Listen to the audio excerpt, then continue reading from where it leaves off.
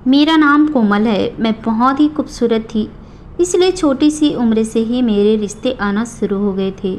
तभी मेरी शादी मेरे पापा ने 17 साल की उम्र में अपने ही दोस्त के बेटे रंजीत से करवा दी थी।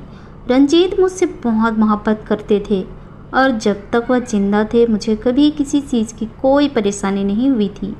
हमारी ज़िंदगी के 10 साल बड़े ही सुकून से गुजरे थे, लेकिन उनके अचानक मृत्यु के बाद मेरे ससुराल वालों ने मेरी जीना दुबार कर दिया था। उनकी आंखों में मेरा वजूद खटकने लगा था, क्योंकि मेरे साथ मेरा एक 7 साल का बेटा भी था और मेरे देवर और जेठ यह बात अच्छी तरह से जानते थे कि अगर मुझे अभी और इसी वक्त घर से ना निकाला गया तो मेरा बेटा जायदाद का हकदार बनकर खड़ा हो जाएगा। मैंने जैसे तैसे बड़ी मुश्किल से अपने ससुराल में ही अपनी कुछ दिन पूरी की और फिर मेरे जेठ ने यह फैसला सुना दिया कि अब मुझे यह घर छोड़कर जाना होगा, क्योंकि एक जवान औरत का पति के बगैर इस घर में रहना मुनासिब नहीं है। मगर मैं अच्छी तरह जानती थी कि वह यह बात क्यों कह रहे हैं, लेकिन मेरे पास उस घर के अलावा और कोई ठिकाना नहीं था।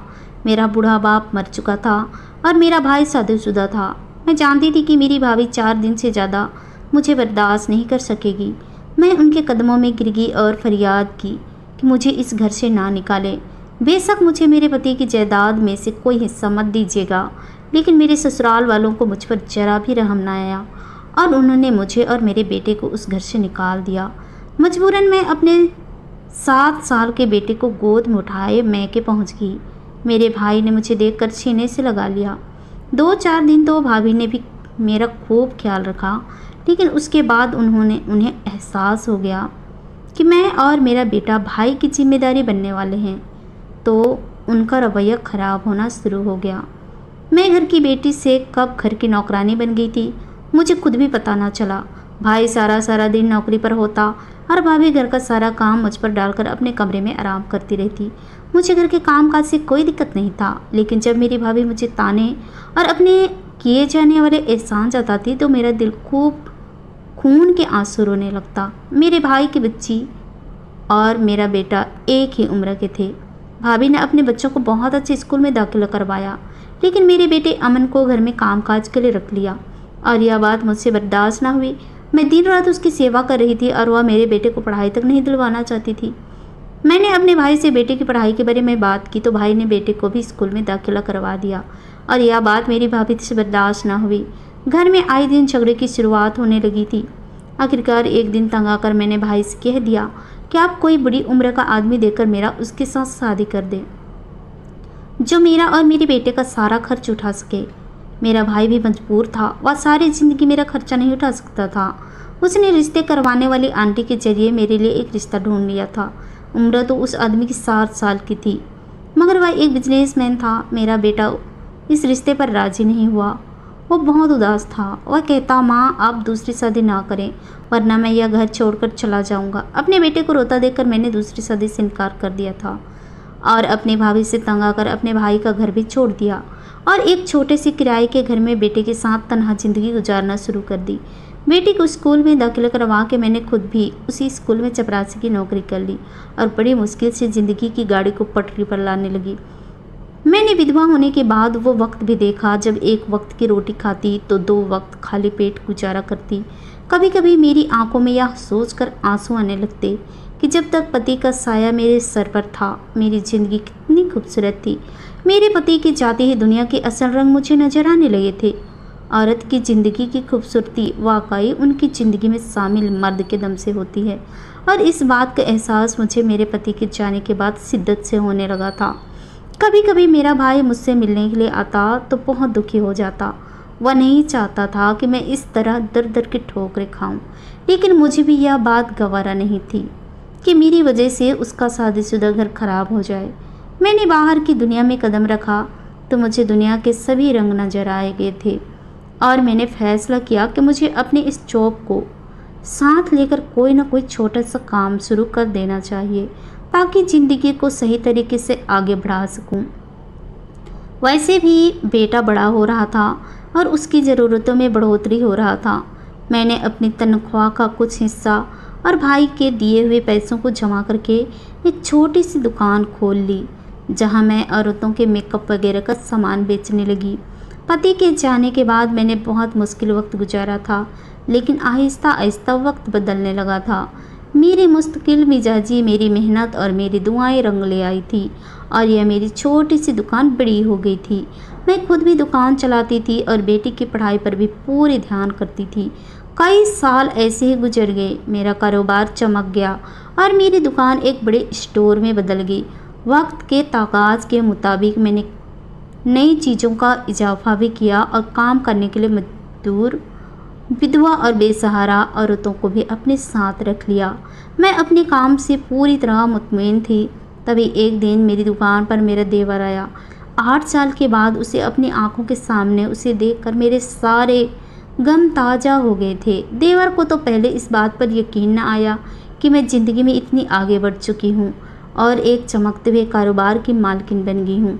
लेकिन जब उसे एहसास हुआ तो वह शर्मिंदा हो गया और हाथ जोड़कर माफ़ी मांगने लगा कि बड़े भाई के फैसले के आगे वह सर नहीं उठा सका था, जबकि उसे मेरे और मेरे बेटे के दुख का एहसास था। मैंने यह सोचकर देवर को माफ़ कर दिया कि वह मेरे पति का भाई है और मेरा बेटा अपने छोटे भाई से बहुत मोहब्बत करते थे। देवर का बेटा हमारे घर आने जाने लगा था और बेटे से बहुत मोहब्बत करने लगा था। देवर का बेटा मेरे बेटे का हम उम्र का था। उन दोनों में काफ़ी गहरी दोस्ती हो गई थी। मुझे भी इस बात की खुशी थी कि मेरे बेटे को चाचा का प्यार मिल गया है। वो बेचारा तो सारी उम्र रिश्तों के लिए तरस गया था। मेरा बेटा अब 16 साल का होने वाला था और उसके अंदर पिछले कुछ दिनों में काफ़ी बदलाव आ गई थी। मैं दुकान से घर आती तो वो मुझे खोया खोया सा नज़र आता था। घर से बाहर निकलता तो रात को देर से घर आता था। मैंने घर में काम के लिए नौकरानी रख ली थी और वो मुझे अक्सर कहती कि पता नहीं बीबी जी, अमन साहब को क्या हो गया है, सारा वक्त अकेले कमरे में बंद रहते हैं।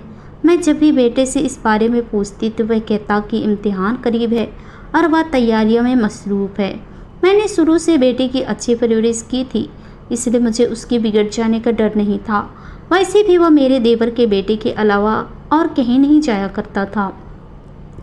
बेटे के इम्तिहान में बस कुछ दिन बाकी रह गए थे और आजकल पढ़ाई में वह बहुत ज़्यादा मसरूफ़ रहने लगा था। मेरा काम भी बहुत बढ़ गया था। पिछले कुछ दिनों से मेरी तबीयत भी ठीक नहीं थी। मुझे बहुत चक्कर आ रहे थे। एक दिन मैं स्टोर से घर लौटी तो चकरा कर बेटे के कदमों में ही बेहोश होकर गिर गई थी।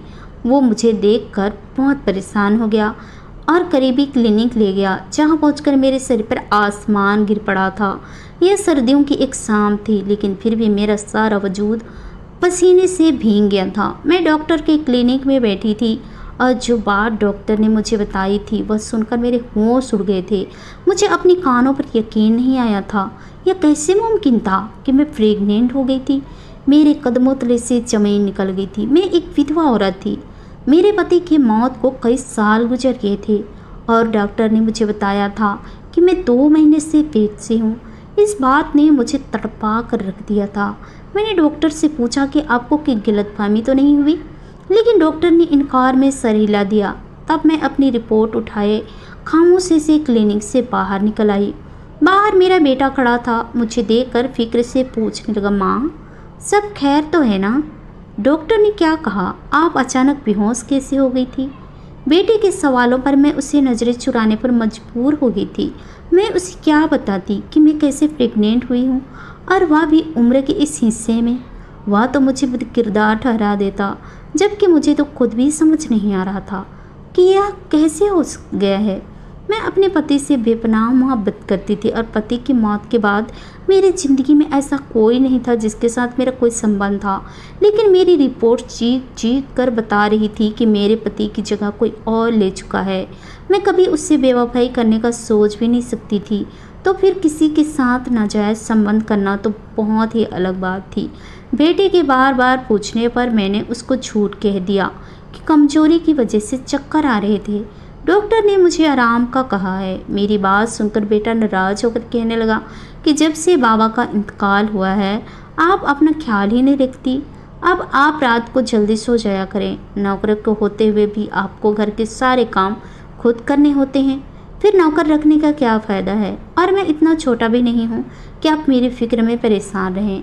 मैं जानता हूँ कि बाबा के जाने के बाद आपको मेरी ज़्यादा फिक्र है, लेकिन इसका यह मतलब नहीं है कि आप अपना ख्याल ना रखें। उसकी बात सुनकर मैं दुख से मुस्कुरा दी थी। पहले ही मैं पति के अचानक चले जाने पर पूरी तरह टूट चुकी थी और अब सालों बाद इस खबर ने मुझे हिलाकर रख दिया था। अगर उस वक्त बेटे का साथ ना होता तो शायद मैं जीने की उम्मीद ही छोड़ चुकी होती। लेकिन कभी कभी मोहब्बत और उम्मीद इंसान की आंखों पर ऐसी पट्टी बांध देती है कि उसे सामने वाले की बुराइयां नज़र ही नहीं आती। शायद मेरे साथ भी कुछ ऐसा ही हुआ है। मैं बेटे से इतनी मोहब्बत करती थी कि मैं उसकी खामियों को जान ही नहीं पाई थी।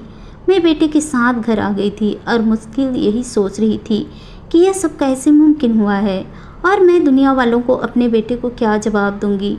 इन सब सवालों ने मेरी तबीयत ख़राब कर दी थी।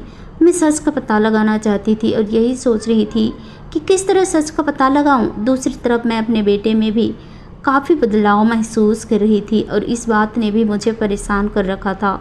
उसके टेस्ट में नंबर ख़राब आ रहे थे और टीचर्स ने मुझे फ़ोन पर यही बताया था कि आजकल अमन का ध्यान कहीं और ही है। मैं बेटे की हर बात अब खुलकर देवर से कर लिया करती थी, क्योंकि ये बेटा उम्र के जिस हिस्से में था उसे बाप की बहुत ज़रूरत थी और बाप के चले जाने के बाद मैं चाहती थी कि उसका चाचा उसके सर पर हाथ रखे और उस पर कड़ी नज़र रखे ताकि वह किसी गलत रास्ते का न चल बैठे। यह सोचकर मैंने अपने देवर को फ़ोन लगाया और उसे बेटी की पढ़ाई के सिलसिले में बात की। तब वह कहने लगा, भाभी आप परेशान ना हो, अमन पढ़ाई के लिए मेरे ही घर आता है, वह सारा वक्त यही गुजारता है। उसकी बात सुनकर मुझे काफ़ी तसल्ली हो गई थी। बेटा भी आजकल मेरी बहुत ज़्यादा फिक्र करने लगा था। उसका यूँ मेरी फिक्र करना मुझे बहुत अच्छा लग रहा था। मेरा बेटा जवान हो गया था, लेकिन मैं इस प्रेगनेंसी का क्या करती जो मेरे पेट में परवान चढ़ रहा था। डॉक्टर ने मुझे साफ कहा था कि आप उम्र के जिस हिस्से में हैं गलती से भी बच्चा गिरवाने के बारे में मत सोचिए। इसलिए मेरे पास इसके अलावा कोई चारा नहीं था कि मैं यह पता लगाऊं कि यह बच्चा किसका है। दुकान के अलावा ना ही मैं कभी आती जाती थी, ना ही मेरा किसी से कोई ऐसा रिश्ता था। मेरे घर में बेटे के अलावा कोई मर्द नहीं था। मेरे लिए हकीकत जानना बहुत मुश्किल था कि यह सब किसने किया होगा। जो कुछ भी हुआ था वो मेरे भनक में नहीं था, यकीनन रात के अंधेरे का ही सहारा लिया गया था। यह सोचकर मैंने अपनी नौकरानी के आगे एक पेशकश रख दी कि अगर वो एक रात मेरी जगह मेरे बिस्तर पर सो जाए तो मैं उसे 5,000 इनाम दूंगी। वह खुशी खुशी 5,000 के लालच में राजी हो गई। मैंने उसे अपने बिस्तर पर लिटाकर मुंह तक कंबल ओढ़ा दिया और कहा कि जो मर्जी हो जाए वो यहाँ से नहीं उठेगी। और फिर मैं खुद बाहर की तरफ खुलने वाले कमरे की खिड़की के पास आकर छुप गई।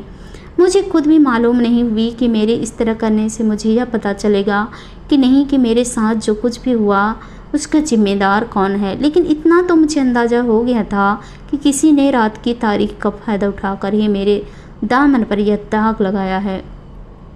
काफ़ी देर वहाँ खड़े रहने के बावजूद भी कोई हलचल नहीं हुई थी और फिर जब मैंने कुछ देर रुकने का इरादा तर्क कर दिया तो अचानक से कमरे का दरवाज़ा खुला था। तब मैं सांस रोककर कमरे के अंदर का मंजर देखने लगी और यह देखकर मेरी जान निकल गई कि आधी रात को मेरे कमरे में कोई और नहीं बल्कि मेरा बेटा आया था, जिसने मुझे कहा था कि वह सारी रात देवर के बेटे के साथ गुजारने वाला है।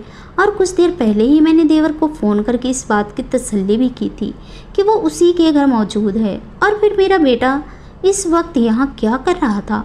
मैं हैरान होकर उसे देख रही थी। वो दबे पाँव मेरे बिस्तर तक आया था। अब करीब आते ही उसने नौकरानी को अपनी माँ समझकर उसके पैरों को पकड़कर हिलाया था, जैसे चेक कर रहा हो कि मैं गहरी नींद में सो रही हूँ या नहीं। मुझे कुछ समझ नहीं आ रहा था कि वह यह सब क्या कर रहा है। कहीं उसी ने तो मेरे साथ कुछ गलत नहीं किया। ऐसा ख्याल आते ही मुझे अपनी सोच पर शर्मिंदगी होने लगी। मैं एक माँ थी और अपने बेटे के बारे में ऐसी गलत बात कैसे सोच सकती थी। जब बेटे को यकीन हो गया कि नौकरानी यानी कि मैं गहरी नींद में सो रही हूँ, तब उसने आहिस्ता से जाकर मेरी अलमारी में से काफ़ी सारे पैसे निकाल लिए। बेटी की हरकत देखकर मैं बहुत परेशान हो गई थी और खुद को कमरे से बाहर ना रोक पाई। मैं तेज़ी से घूमकर जैसे अपने कमरे के दरवाजे तक पहुँची तो बेटा कमरे से बाहर निकल रहा था। मुझे अपने सामने खड़ा देखकर हक्का बक्का हो गए थे। मैंने गुस्से में बेटे से पूछा कि यह सब क्या है और उसकी जेब में हाथ डालकर नोटों की गड्डी निकाली और उसके चेहरे पर एक जोरदार थप्पड़ मारा और कहा कि मैं तुम पर आंखें बंद करके भरोसा करती थी और तुमने मेरे भरोसे को ठेस पहुंचाया है। अब सच सच बताओ यह सब क्या हो रहा है और तुम आधी रात को यहाँ मेरे कमरे से यह पैसे लेकर कहाँ जा रहे हो? मैंने ज़िंदगी में पहली बार बेटे के मुंह पर थप्पड़ मारा था। यह थप्पड़ खाकर तो उसकी आंखों से आंसू बहने लगे थे। उसने रोते हुए बताया कि मेरे देवर के बेटे ने उसे नशे की लत में कर दिया है और इसी नशे के लिए उसे पैसों की ज़रूरत पड़ती है और वह अपने दोस्तों के साथ मिलकर सारी रात ड्रग्स के नशे करता है। बेटे की बात सुनकर मेरे होश उड़ गए थे। देवर ने तो मुझे ऐसी कोई बात नहीं बताई थी, जबकि बेटा कह रहा था कि चाचा को अपने बेटे की हर हरकत का पता है। और फिर उसने मुझे एक ऐसी बात बताई जिसे सुनकर मेरे सर पर पहाड़ टूट पड़ा था। मेरा बेटा कहने लगा कि वह रोज़ रात को मेरे दूध में नशा की दवा मिलाकर जाया करता था, क्योंकि चाचा ने उसे ऐसा करने के लिए कहा था। अगर वह चाचा की बात ना मानता तो उसका बेटा उसे नशा लाकर ना देता। उसकी बात सुनकर मेरा तो दिमाग सुन्न हो गया था। मैं सोच भी नहीं सकती थी कि सालों बाद मेरा देवर मेरी ज़िंदगी में आया भी तो एक नए दुख की दास्तान लेकर। मेरी विधवा होने के बाद भी उसने मुझे कोई सहारा नहीं दिया था। इस बात का मुझे गम नहीं था, लेकिन मेरे जवान बेटे को नशे की लत में डालकर अपने ही घर चोरी करवाना सिखाकर जो उसने किया था वो मेरे नज़र में बहुत बड़ा गुनाह था। और मुझे हर रात नशे की दवा देने का जो मतलब था मैं अच्छी तरह समझ गई थी। मुझे अपने पति की बात याद आई थी, जिसने शादी के शुरू के दिनों में मुझे यह बात समझाई थी कि उसके भाई की आदत कुछ ठीक नहीं है, उससे दूरी रहना। लेकिन उस वक्त मैं पति की बात को समझ नहीं पाई थी और आज सालों बाद मुझे इस बात का मतलब समझ में आया था। देवर ने एक बार फिर मेरी हंसती बसती दुनिया को आग लगाने की कोशिश की थी, लेकिन वजह मुझे मालूम नहीं थी। मैंने बेटे को सख्ती से कहा कि वह आइंदा नशे के बारे में सोचेगा भी नहीं, और मैं खुद आधी रात को ही देवर के घर पहुंच गई और उसकी बीवी के सामने ही अपने सारे सवाल पूछने लगी। पहले तो वह चुप रह गया और फिर उसने मुझे सारी हकीकत बयान कर दी। पति की मौत के बाद मुझे घर से निकालकर उन लोगों ने हमारी जायदाद पर कब्जा कर लिया था, लेकिन देवर अपनी अय्याशी की वजह से उस जायदाद को संभाल न सका और हर चीज़ बेच दी। बहुत मुश्किल से नौकरी करके वह गुजारा कर रहा था। वह अपने बच्चों की परवरिश भी ठीक तरह से नहीं कर सका था और उसका जवान बेटा नशे जैसी लत में पड़ गया था। जब देवर ने मुझे इतने बड़े कारोबार को चलाते देखा तो उसको नीयत कारोबार के साथ साथ मुझ पर भी खराब हो गई, क्योंकि मैं अब भी बहुत खूबसूरत थी। उसने मेरे बेटे को अपना निशाना बना लिया और उसे नशे की लत में डाल करके हर रात मेरे साथ बदकिरदार करता रहा, यहाँ तक कि मैं प्रेग्नेंट हो गई। उसने सोचा था कि जब मैं प्रेग्नेंट हो जाऊंगी तो अपनी बदनामी के डर से शादी के बारे में सोचूंगी और वह खुद मुझसे शादी कर लेगा। इस तरह वह मेरे जमे जमाए कारोबार का मालिक भी बन जाएगा और नशे की वजह से मेरा बेटा भी उसके रास्ते का कांटा नहीं रहेगा। देवर की हकीकत जानकर मेरे होश उड़ गए थे। पहले ही मैंने अपनी ज़िंदगी में क्या कम तकलीफ उठाई थी, जो अब देवर मेरे लिए एक नई मुसीबत बनकर खड़ा हो गया था। मैंने उससे कहा कि वह अब यह ख्वाब देखना छोड़ दे कि मुझे मजबूर समझकर वो मुझे इस्तेमाल करेगा और मैं मजबूर होकर इस्तेमाल होती चली जाऊंगी। मैं वहाँ से निकलकर सीधे पुलिस स्टेशन गई। मैंने देवर पर मुकदमा दर्ज करवा दिया और उसके बेटे पर भी, जिसने मेरे मासूम से बेटे को नशे की लत में किया था। वो दोनों बाप बेटा जेल में थे और अपने किए की सजा भुगत रहे थे। खुदा का करना ऐसा हुआ कि मेरा गर्भपात खुद ब खुद हो गया था। उस वक्त के बाद से मैंने कभी दोबारा इस रिश्ते पर भरोसा नहीं किया। आज मैं पलटकर अपनी पूरी ज़िंदगी देखती हूँ तो मुझे लगता है कि मेरा विधवा होना भी शायद मेरा गुनाह बन गया था। हमारे समाज में एक विधवा औरत को जीने का हक क्यों नहीं दिया जाता? अगर वह अपनी औलाद की खातिर दूसरी शादी नहीं करना चाहती है तो उसे इस मुल्क में इस कदर क्यों जलील और रुस्वा किया जाता है? क्या मुझे उस वक्त अपने बेटे को छोड़कर दूसरी शादी कर लेनी चाहिए थी? क्या शादी के बाद मेरे बेटे को वह प्यार मिलता जिसका वह हकदार था? आप सब लोग मुझे कमेंट सेक्शन में मेरे इन सवालों का जवाब जरूर दीजिएगा। आशा करती हूँ दोस्तों आप लोगों को यह कहानी पसंद आई होगी। कहानी पसंद आई तो कहानी को लाइक कीजिए, शेयर कीजिए, कमेंट कीजिए और ऐसी कहानी सुनने के लिए प्लीज़ हमारे चैनल को सब्सक्राइब जरूर कीजिए। तो चलिए दोस्तों मिलते हैं नेक्स्ट किसी नई कहानी के साथ। तब तक के लिए बाय बाय, अपना ख्याल रखिए।